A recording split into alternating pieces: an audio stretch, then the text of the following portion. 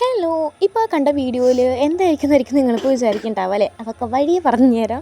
അപ്പോൾ കുറച്ചധികം തന്നെ നാളായി ഞാൻ യൂട്യൂബിലൊക്കെ ഒരു വീഡിയോ ഇട്ടിട്ട്. അപ്പോൾ ഇന്ന് എനിക്കൊരു ഓഫ് ഡേ ആണ്, മൺഡേ എനിക്ക് ഓഫായിരുന്നു. അപ്പോൾ ഞാൻ ആ ഒരു വീഡിയോ എടുക്കാമെന്ന് ഞാൻ വിചാരിച്ചു. പക്ഷേ ആ എടുക്കാമെന്ന് വിചാരിച്ച ദിവസം ഒരു ഒന്നൊന്നര ദിവസമായിരുന്നു. എല്ലാം ഞാൻ വഴിയെ പറഞ്ഞുതരാം. ഓക്കെ, അത് ഫസ്റ്റ് തന്നെ ഇത് കൊന്ത മാസമാണ്, ഒക്ടോബർ മാസമാണല്ലോ. അപ്പോൾ പള്ളിക്ക് പോകാനൊക്കെ ഞാൻ റെഡിയായി ഇരുന്നതാണ്. അങ്ങനെ നമ്മൾ പള്ളിക്ക് പോയി തിരിച്ച് വന്ന് ഞാനും ചേട്ടമ്മയും കൂടിയാണ് പോയത്. വന്നതിന് ശേഷം ഞാൻ എൻ്റെ റൂമിൽ ഈ ജനാലിൻ്റെ അവിടെ ഞാൻ കുറച്ച് നേരം വന്നിരിക്കും. എനിക്ക് ഭയങ്കര ഇഷ്ടമാണ് ഒരു എന്താ പറയുക സമാധാനം ഇവിടെ വന്നിരിക്കാനായിട്ട്. എൻ്റെ ബുക്കുകൾ ഞാനിപ്പോൾ ഇവിടെയാണ് വെച്ചേക്കണത്. നമ്മൾ വീട് മാറുമ്പോൾ അതൊക്കെ അങ്ങോട്ട് ഫുള്ളായിട്ട് സെറ്റാക്കാമെന്ന് വിചാരിച്ചിട്ടാണ്. ഇപ്പോൾ അവിടെ സെറ്റാക്കിയിട്ട് നമുക്ക് നമ്മൾ പോവുമല്ലോ. അതിനുശേഷം പിന്നെ അപ്പൂട്ടിൻ്റെ അടുത്ത് കുറച്ച് നേരം കളിച്ചിരിച്ചിരുന്ന്.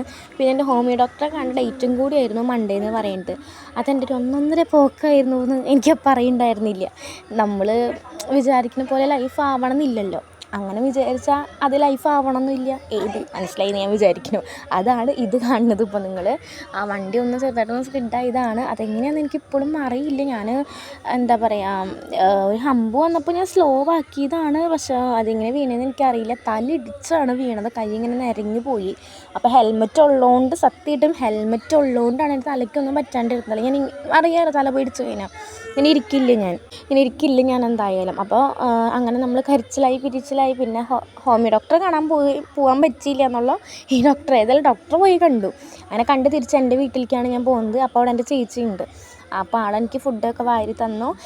വീണോണ്ടാണോന്നും എനിക്കറിയില്ല. ഭയങ്കര വിശപ്പായിരുന്നു എനിക്ക് വീണന്ന്.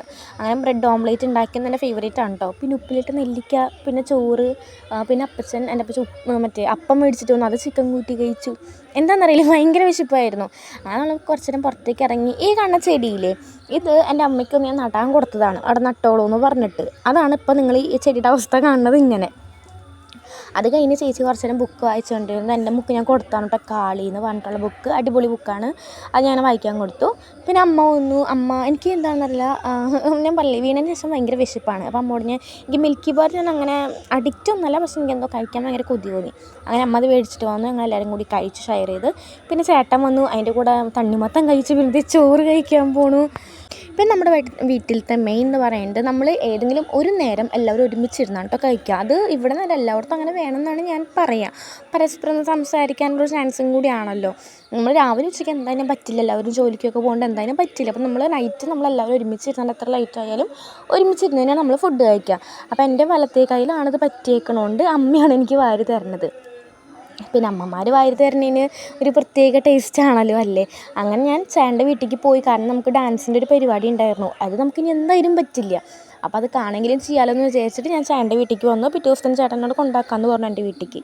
അങ്ങനെ കുറേ നേരം ചേട്ടൻ്റെ കയ്യെ കുഴിഞ്ഞൊന്ന് വേദന കൂടിയപ്പോൾ പിന്നെ ചേട്ടനും പണിക്ക് പോകേണ്ടതാണല്ലോ. അപ്പോൾ ഞാൻ ഇങ്ങനെ ഒരിക്കലുടെ എൻ മോഹൻ്റെ ഒരു ബുക്ക് ഞാൻ വായിച്ചിരുന്നു.